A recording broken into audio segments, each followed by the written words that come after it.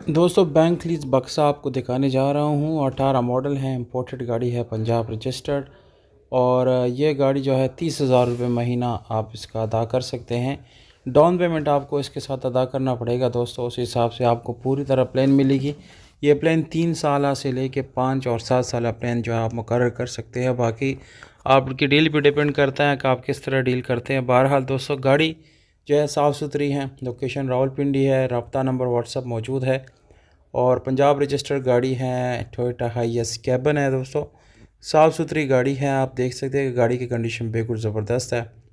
और कोई 91,000 किलोमीटर ये चली हुई है। सीटिंग जो है इसकी बहुत साफ़ सुथरी है।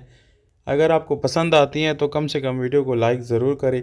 ये वीडियो दोस्तों के साथ भी शेयर करें। और कम से कम दोस्तों आपने वीडियो के नीचे कोई ना कोई कमेंट जो है आपने ज़रूर करना है।